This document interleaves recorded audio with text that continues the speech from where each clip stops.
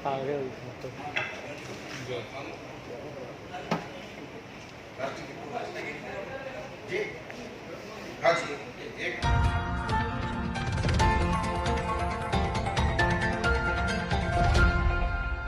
الشيطان الرجيم بسم الله الرحمن الرحيم إنما المؤمنون إخوة فأصلحوا بين أخويكم واتقوا الله لعلكم ترحمون يا أيها الذين آمنوا لا يسخر قوم من قوم عسى أن يكونوا خيرا منهم ولا نساء من نساء عسى أن يكن خيرا منهن ولا تلمزوا أنفسكم ولا تنابزوا بالألقاب بئس الاسم الفسوق بعد الإيمان ومن لم يتب فأولئك هم الظالمون صدق الله العظيم नहमदुहु व नसल्ली अला रसूलिहिल करीम अम्मा बाद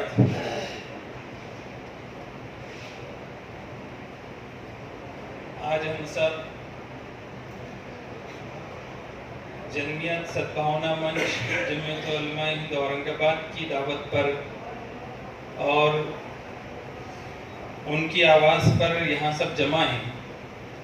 आज का ये जो हमारा प्रोग्राम है तो ये जमीयत उलमा महाराष्ट्र के अध्यक्ष हज़रत मौलाना नदीम सिद्दीकी साहब दामत बरकातुहुम की सदारत में हो रहा है। गर्ज़ वायत जो बतलाने का मुझको कहा गया है तो यहाँ आने वाले सभी हजरात वो हैं या सभी मान्यवर लोग वो हैं जो कि इसकी ज़रूरत को भी महसूस करते हैं तभी वो आए हैं। एक इसकी तारीख है। जब यहाँ अंग्रेज़ों का राज था और ब्रिटिश साम्राज्य था तो उस वक्त में अंग्रेज़ों के खिलाफ जो यहाँ के सारे वासियों ने मिलजुल कर अंग्रेज़ों के खिलाफ जंग लड़ी और अंग्रेज़ी साम्राज्य को यहाँ से खदेड़ा तो मुसलमानों की जो नुमाइंदा और सब मुसलमानों की आवाज़ जो थी वो जमीयत उलमा हिंद थी, जो दूसरी कौमों के साथ अलायंस करते हुए इस देश को आज़ाद कराने में आगे आगे रही। तो ऐसे वक्त में भले ही खतरा कितना भी बड़ा हो लेकिन अगर सब एकजुट होकर हालात का मुकाबला करेंगे, सद्भावना के साथ रहेंगे और सद्भावना को बचाने की कोशिश में लगेंगे तो कोई मुश्किल नहीं कि आने वाले वक्त में ये औरंगाबाद पूरा जिला, इसका चप्पा चप्पा, इसी तरह से महाराष्ट्र का हर गांव, हर देहात ये मिलनसारी में, भाईचारे में, पूरी इंडिया में भाईचारा आम होगा और तरक्की होगी। तो संगठित होना और सारे समाजों को साथ में लेकर भाईचारे की सद्भावना की आवाज़ को गांव-गांव तक, देहात तक, शहर में पहुंचाना, ये जिम्मेदारी जमीयत उलमा ने चूंकि आज़ादी में रोल रहा है। जिन्होंने अपना बलिदान देकर देश को आज़ाद किया वो देश को उजड़ता हुआ कैसे देख सकते हैं। इसलिए ये जमीयत सद्भावना मंच का बनाने का फैसला लिया गया। ईश्वर शांति दूत बौद्ध धम्म परमपिता बोधिसत्व डॉक्टर बाबा साहेब आंबेडकर, छत्रपति शाहू महाराज, महात्मा ज्योतिबा फुले,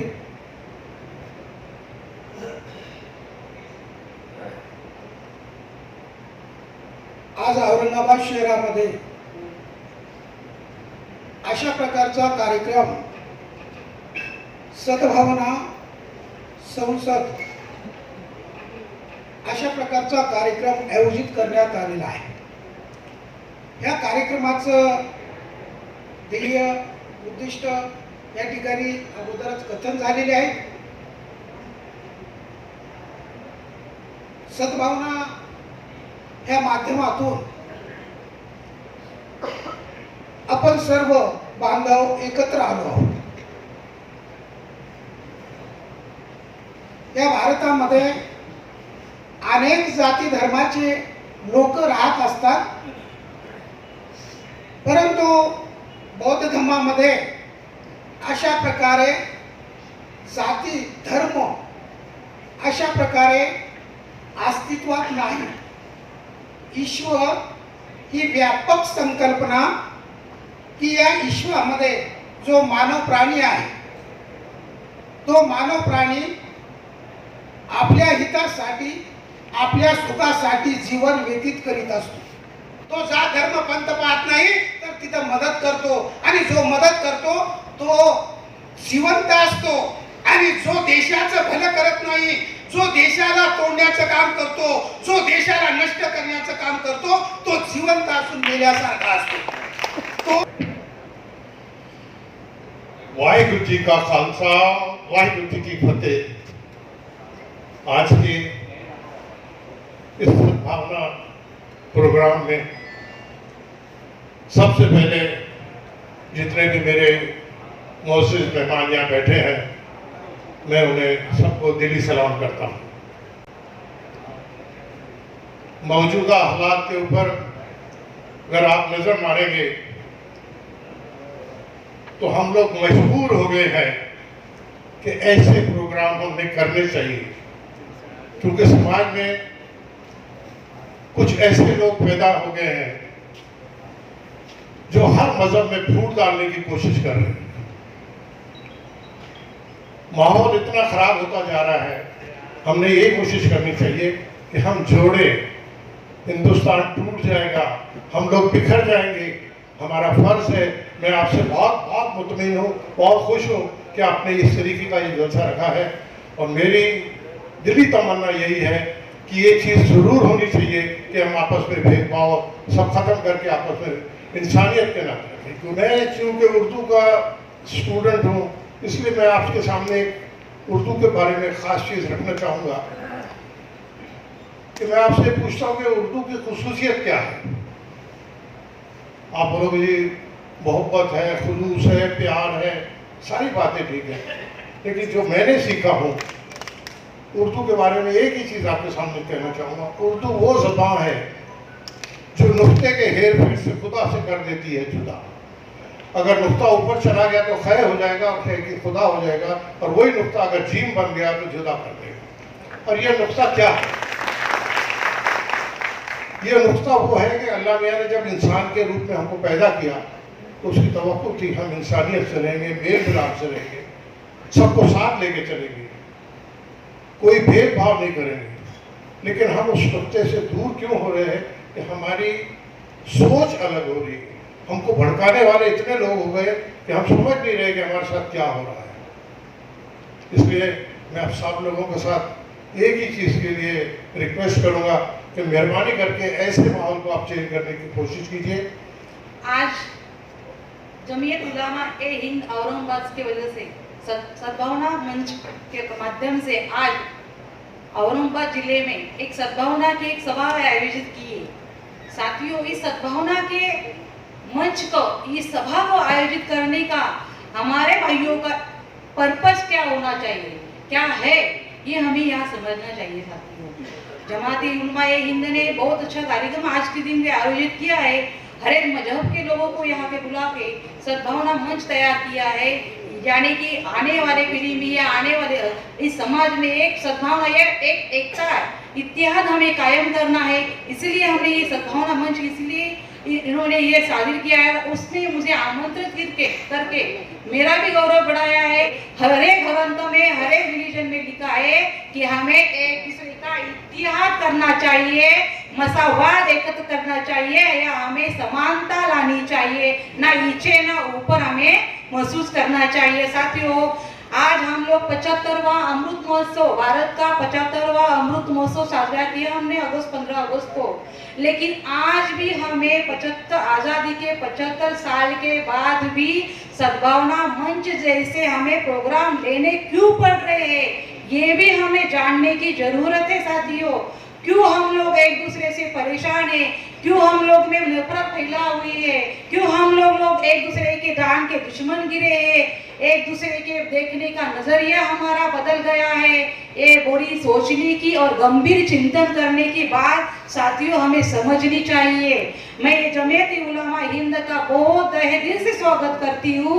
इन्होंने एक प्रयास किया है और इस प्रयास को माशाअल्लाह बहुत आगे जाके तरक्की होनी चाहिए और ऐसे कार्यक्रम पूरे भारतवर्ष में होने चाहिए, क्योंकि हर एक मजहब का हर एक इंसान एक है। कोई भी मजहब नहीं सिखाता कि आपस में बैर रखना। हमारे राष्ट्रगान में ही लिखा हुआ है कि कोई मजहब नहीं सिखाता आपस में बैर रखना। तो तुम हम कौन है जो आपस में बैर रख रहे हैं? क्यों हम दूसरे के जालिम दुश्मन बन रहे हैं? साथियों की पॉलिटिक्स क्या करते हैं, कोई होगा तो मैं सॉरी कहती हूँ क्योंकि किसी को बुरा लगेगा साथियों। उनके बच्चे फॉरेन में पढ़ते, लड़ते अपने बच्चे, झंडा अपने बच्चों के हाथ में रहता है, पत्थर अपने बच्चे मार के उनका करियर बर्बाद होता है साथियों। उनके ऊपर केसेस होते हैं, पुलिस स्टेशन में केसेस होते हैं, फिर आगे जाके वो बच्चा सुधर जाता है तो उसे पुलिस स्टेशन में कैरेक्टर सर्टिफिकेट मिलने के लिए बहुत सारी तकलीफ होती है। बच्चा पढ़ना चाहता है, कलेक्टर होना चाहता है, आईपीएस होना चाहता है, लेकिन एक पत्थर मारने की वजह से उसके ऊपर केस होती है तो आगे जा सकता है। बात यह है कि धर्मों के अंदर भी दो प्रकार के धर्म के लोग होते हैं, धार्मिक लोग हैं। एक मजहबी धार्मिक जो सच्चा धार्मिक होता है, बेचारा सीधा साधा, और एक सियासती धार्मिक होता है। तो यह सियासती धार्मिक जो होता है वो अपनी सियासत के लिए धर्म का उपयोग करता है और वो ऐसी कुछ बात बोल देता है कि जिसकी वजह से फसाद होती है, और उस फसाद के अंदर वो जो रहता है सियासत धार्मिक वो नहीं मरता। उसके अंदर हम जैसे सज्जन जो धार्मिक होते हैं, सच्चे धार्मिक होते हैं, जो मजहबी धार्मिक होते हैं, वो मरते हैं। अब हम लोगों को सोचना चाहिए कि सियासती धार्मिक जो होता है वो किस तरीके से बयान कर रहा है, क्या बोल रहा है, उसके पीछे का मकसद क्या है और हमको क्या करना चाहिए। सीधी सीधी बात, धार्मिक प्रोग्राम के लिए खास तौर पर जमीयत उलमा को मैं मुबारकबाद देना चाहता हूं कि उन्होंने बहुत अच्छा प्रोग्राम शहर के लिए रखा है। इस सद्भावना संसद को रख करके और भी बड़ा जलसा आपने करना चाहिए, उसके अंदर जो भी सहयोग होगा हमारे तरफ से किया जाएगा। ये सद्भावना संसद प्रोग्राम जमीयत उलमा आज कोई नया प्रोग्राम ले रही है, ऐसा नहीं। ये इब्तिदा और आगाज ही से जमीयत उलमा ये प्रोग्राम्स करती आ रही है। बस ये है कि वो कौमी यकजहती के नाम से मुनक़िद होते थे प्रोग्राम्स, और आज सद्भावना संसद के नाम से प्रोग्राम्स हो रहे हैं। शहर वही है, खाली लेवल उसका चेंज हो गया है। मैं थोड़ी सी मुख्तलिफ मज़ाहिब के मुक़द्दस किताबों की रोशनी में चंद बातें कहूँगा, बात को मुख्तर करने की कोशिश करूँगा।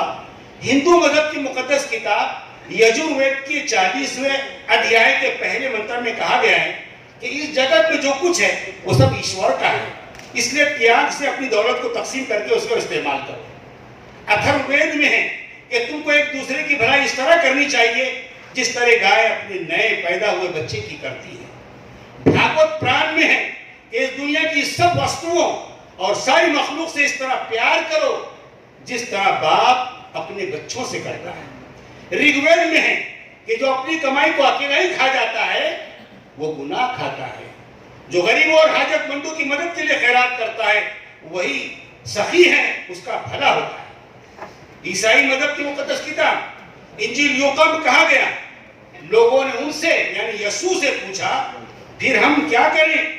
उन्होंने जवाब में कहा कि जिसके पास दो कुर्ते हों वो उसको जिसके पास ना हो बांट दे और जिसके पास खाना हो ऐसा करे। इंजील यूहन्ना में है कि मैं तुम्हें एक नया हुक्म देता हूं, एक दूसरे से मोहब्बत रखो कि जैसे मैंने तुमसे मोहब्बत रखी तुम भी एक दूसरे से मोहब्बत रखो। जैन धर्म में अहिंसा यानी अदम तशद्दुद के अहम उसूल की तरफ तवज्जो दिलाई गई कि हमेशा सच बोलो, लालच मत करो, चोरी मत करो, किसी जानदार को मत सताओ, किसी जानदार को मत सताओ। बुद्ध मजहब के रूहानी पेशवा गौतम बुद्ध ने छूट छाट से आलूदा समाज को उखुवत मुसावात का सबक दिया और उन्होंने फरमाया आदमी को अगर निर्वाण हासिल करना है तो उसे मन कर्म और जुबान से सदाचारी होना चाहिए। सिख मजहब में भी इसी तरह की तालीम दी गई और उन्होंने सख्त नामी फिरके के जो चंद उसूल हैं उनसे कहा गया कि कभी झूठ न बोलो, किसी की बुराई न करो, सबको एक नजर से देखा जाए, जिंदगी को कामयाब बनाने के लिए लोगों की खिदमत करना चाहिए। और इस्लाम में पैगंबर इस्लाम ने एक बात ये कही कि मखलूक वो अल्लाह का कुंबा है और अल्लाह के नजदीक इस मखलूक में सबसे बेहतर शख्स वो है जो उसके कुंबे के साथ उसने सलूक करे। मुझे कहना यह है कि हम इंसानों ने अपने झंडों को तो तकसीम कर लिया, किसी ने हरा, किसी ने भगवा और किसी ने नीला, लेकिन जो खुदा ने जो अल्लाह ने जो दिया झंडा हमको खून, वो सबका लाल है। मुझे बताइए जब खून बहता है तो क्या उस पर लिखा रहता है हिंदू, मुसलमान, सिख, ईसाई? नहीं, उसमें सिर्फ एक लफ्ज होता है कि इंसान का खून बह रहा है।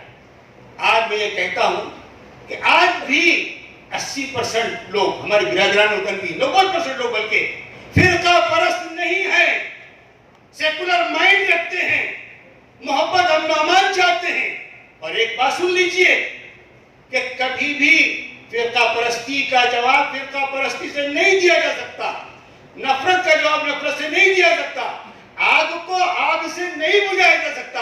आपको बुझाना है तो पानी चाहिए आपको, इसलिए आपको नफरत बुझाना है तो आपको प्यार मोहब्बत से करना होगा।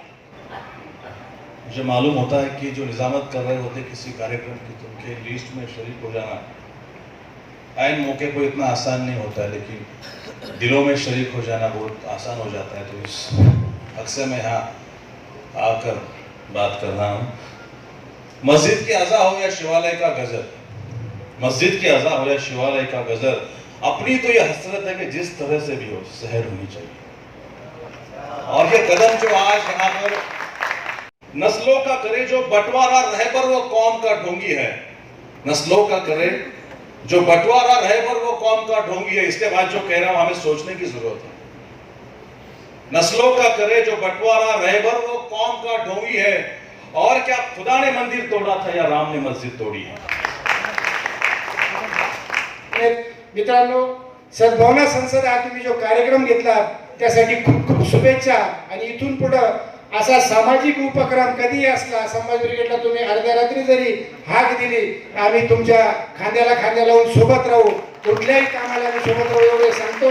आणि मला या ठिकाणी बोलवलं, मान सन्मान केला, माझे 2 शब्द ऐकून घेतले, 2 शब्द बोलण्याची संधी दिली, त्याबद्दल सर्वांचे आभार व्यक्त करतो। धन्यवाद। जय जिजाऊ, जय शिवराय।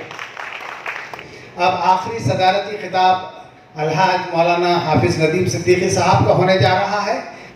मेरे बिरादरान वतन भाई, आज जमीयत उलमा हिंद की मजलिस आमिला के फैसले के मुताबिक पूरे मुल्क के अंदर हजारों जगह पर धर्म संसद जमीयत सद्भावना प्रोग्राम मुनक्किद हो रहे हैं। किसकी क़ियादत में जंग आज़ादी लड़ी जाए तो महात्मा गांधी को कायद महाराज किसी शंकराचार्य ने नहीं बनाया था। महात्मा गांधी को कायद अगर किसी ने बनाया था तो ये जमीयत उलमा हिंद के अध्यक्ष शेख मौलाना महमूद हसन ने। महात्मा गांधी को महात्मा का खिताब अगर किसी ने दिया था तो मौलाना अब्दुल बारी फरंगी महली, उन्होंने महात्मा गांधी को महात्मा का खिताब दिया। उस दौर में उलमा इकराम ने चंदा जमा कर गांधी जी को दिया था और सारे मुल्क में दौरा कराया था और ये कहा था कि इस मुल्क के लिए जो कुछ कुर्बानी की जरूरत पड़ती है उसके लिए हम तैयार हैं।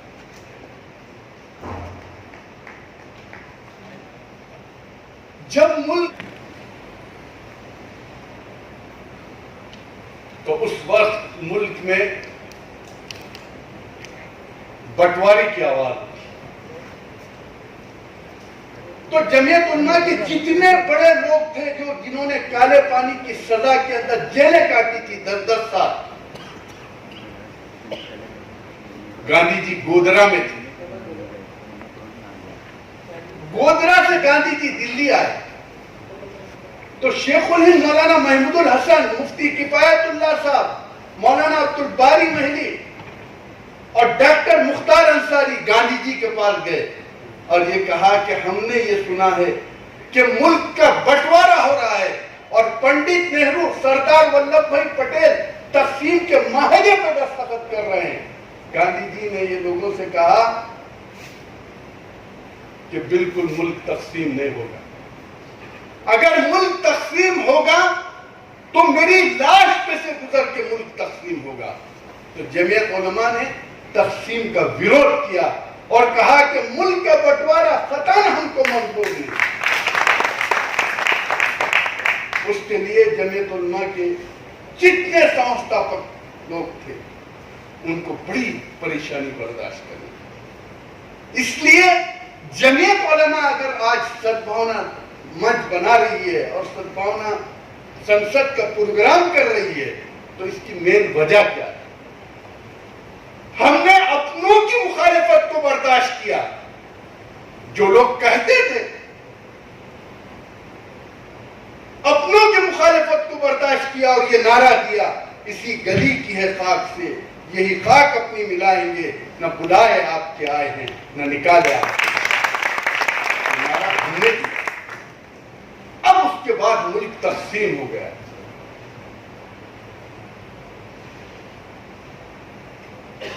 जब मुल्क तकसीम हुआ तो ड्राफ्टिंग कमेटी की रिपोर्ट उठाकर देखिए, जमीयत उलमा ने इस बंटवारे की मुखालिफत की, कहा हम यही रहेंगे, यही जिएंगे और यही मरेंगे। ये जमीयत उलमा का फैसला था और इस फैसले के बाद मुल्क के बंटवारे के बाद जितने हालात आए जमीयत उलमा शाना बशाना चली। मुझे एक वाकया याद आ रहा है और जमीयत उलमा ने कभी बहैसियत मुस्लिम खिदमत नहीं की। जमीयत उलमा की तारीख रही है कि जमीयत उलमा हमेशा इंसानियत की खिदमत।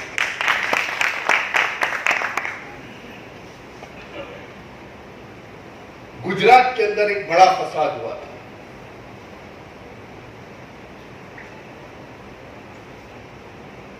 मौलाना असद मदनी रहमतुल्लाह अलैह ने वहां पर मकानात बनाए थे और मकानात उनको बांटना थे। तो उस जमाने में डॉक्टर जैन बहुत बड़े डॉक्टर हुआ करते थे। तो ये तय हुआ कि दो लोगों में से किसी एक को बुलाया जाए, या तो विशंबरनाथ पांडे जी को बुलाया जाए जो हिंदुस्तान के सबसे बड़े मुआर्रिख थे, डॉक्टर विशंबरनाथ पांडे, या नहीं तो डॉक्टर जैन को बुलाया और उनके हाथ से मकान बांटे जाए। अब डॉक्टर जैन मकान बांटने के लिए आए तो 300 मकानात। अब वो चाबियां लोगों के हवाले कर रहे, नाम पढ़ते जा रहे, नाम हवाले कर रहे। एक जैसी ही 103 नंबर आया तो वहां पर हमारे बिरादरान वतन हिंदू भाई का नाम आया। डॉक्टर जैन रुक गए डॉक्टर जैन। कहा मदनी साहब इसमें 50 दूसरे मजहब के लोग हैं। मदनी साहब ने कहा डॉक्टर जैन साहब आप चाबी देते रहिए, आपका काम चाबी देना है। जमीयत उलमा ने हमेशा इंसानियत की खिदमत की। इसलिए आज जमीयत उलमा जब हमारा मुल्क एक हालात की तरफ करवट ले रहा है, क्या हमारी इतिहास था, क्या हमारी तारीख थी, हमारा आपसी भाईचारा क्या था कि खुद ब खुद आज से 10 साल पहले तक की आप तारीख को उठाकर देखिए कि मस्जिद के सामने हमारे बिरादरान वतन भाई खड़े होते सिर्फ इसलिए कि नमाज पढ़ निकले और दुआ दुआ। ये हमारी तारीख, और ये तारीख ऐसी ही मिट जाएगी और हम उसको ऐसी ही मिटने देंगे, ये खत्म नहीं हो सकता। इसलिए जमीयत उलमा आजादी के बाद अभी पिछले साल रायगढ़, रत्नागिरी, कोल्हापुर, सांगली, इचलकरंजी, ये सारे इलाके में सैलाब। जमीयत उलमा ने 10 करोड़ से ज्यादा का वहां काम किया। मैं ये बोलना नहीं चाहता हूं कभी स्टेज से, मैं आपको गारंटी से बताता हूं कि उसमें 50% से ज्यादा इमदाद हमने हमारे हिंदू भाइयों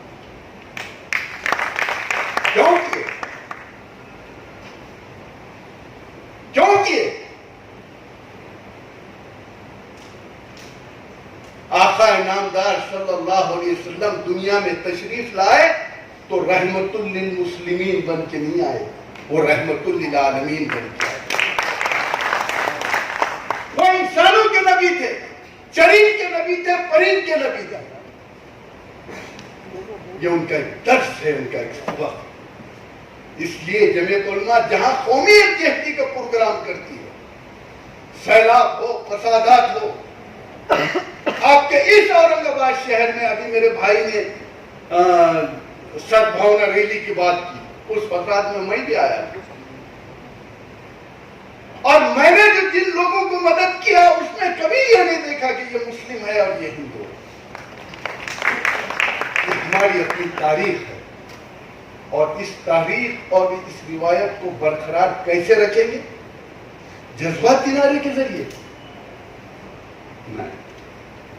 दुनिया की कोई ताकत इस मुल्क को तोड़ नहीं सकती,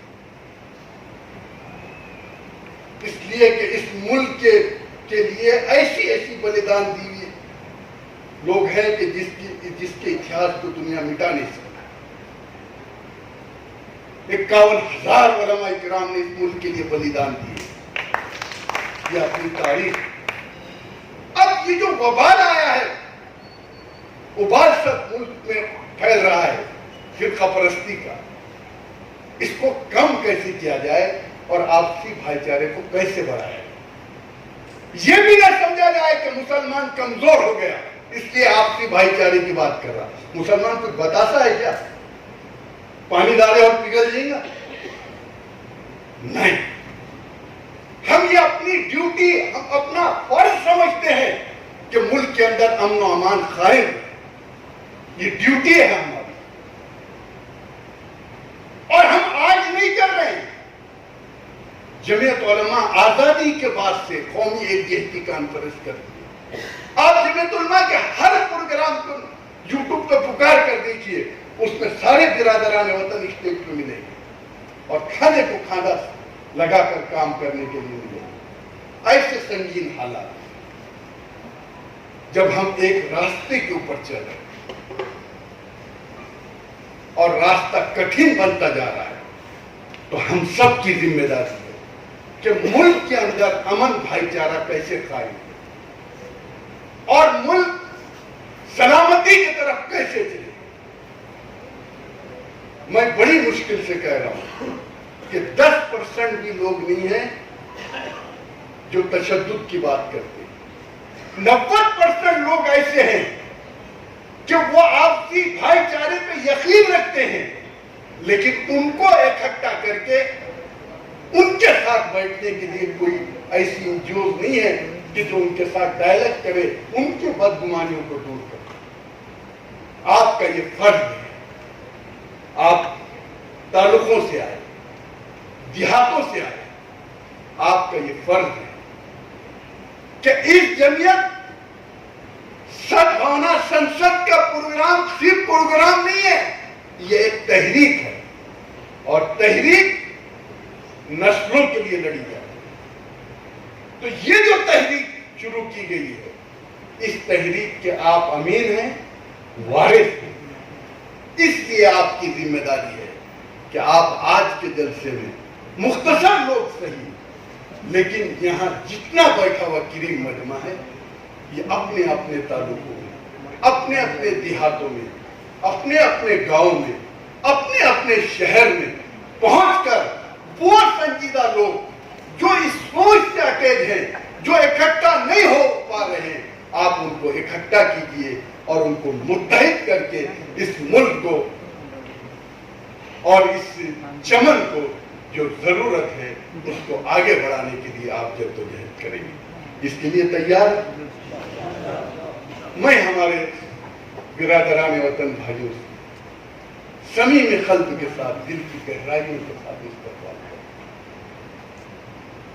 कमी आपकी नहीं है, कमी तो हमारी रही कि हम देर में आप तक पहुंचे।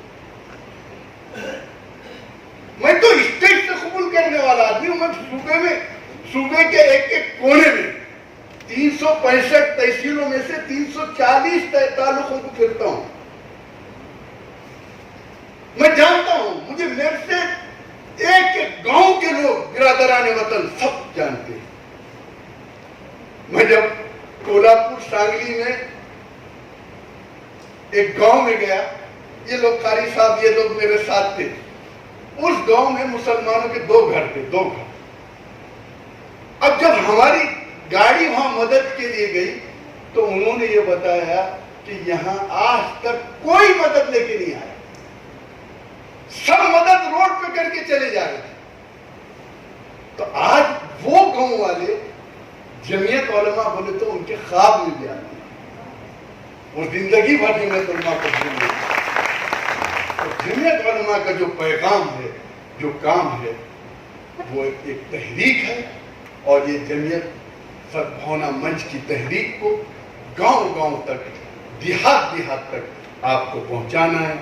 मुझे उम्मीद नहीं बल्कि यकीन है कि आने वाला ये आज का ये प्रोग्राम औरंगाबाद शहर के लिए नहीं, औरंगाबाद जिले के लिए नहीं, पूरे मराठवाड़े के लिए संग मेल साबित होगा और हम इसको तहरीक बनाकर इस पैगाम को आगे बढ़ाएंगे। इतना कहते हुए अपनी बात को खत्म करता हूँ। हजरत मौलाना हबीबुर रहमान साहब से दरख्वास्त करता हूँ कि वो दुआ कराएं।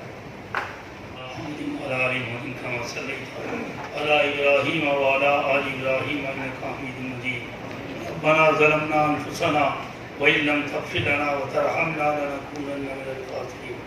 रब्बना ला तजअलना फितनतल लिल क़ौमिज़ ज़ालिमीन व नज्जिना बिरहमतिका मिनल क़ौमिल काफ़िरीन। वाफ़ अन्ना वग़फ़िर लना वरहमना अंत मौलाना फंसुरना अलल क़ौमिल काफ़िरीन। या अकरमल अकरमीन या गफ़ूर रहीम। हमारा मिल बैठना इंतहाई तो कबूल फरमा, मुल्क में अमन व अमान कायम फरमा, हिंदू मुस्लिम इत्तेहाद की शक्लें पैदा फरमा। या अकरमल अकरमीन, ऐ अल्लाह जल्द इंतहाई तो कामयाबी से हमकिनार फरमा। हम सबको जो है मिलकर मुल्क में अमन व अमान कायम करने के लिए कोशिशें जिस अंदाज से भी हो सकती करें। अल्लाह ताला इस काम को इंतहाई तौर कबूलियत से नवाजे, आपस में इत्तेफाक और इत्तेहाद की शक्लें पैदा करें। ऐ अल्लाह हम सब के गुनाहों को माफ़ फरमा, हम सबको सिरात मुस्तकीम पर चलने की तौफीक अता फरमा। मुल्क में मिल्लत की खिदमत करने की तौफीक अता फरमा। ऐ नबी करीम सल्लल्लाहु अलैहि वसल्लम की सीरत को सामने रखकर अल्लाह काम करने की तौफीक अता फरमा, नेक अमाल करने की तौफीक अता फरमा, बुराइयों से नफरत पैदा फरमा, नफरत की तहरीक को ख़त्म फरमा, इत्तेहाद और इत्तिफाक की शक्लें पैदा फरमा। हमारी दुआओं को नबी करीम सल्लल्लाहु अलैहि वसल्लम के सदक़े में कबूल फरमा। रब्बना तक़ब्बल मिन्ना इन्नका अंतस समीउल अलीम व तुब अलैना इन्नका अंतत तव्वाबुर रहीम। व सल्लल्लाहु तआला अला खैर खल्क़िही मुहम्मदिन व अला आलिहि व सहबिही अजमईन बिरहमतिका या अरहमर राहिमीन।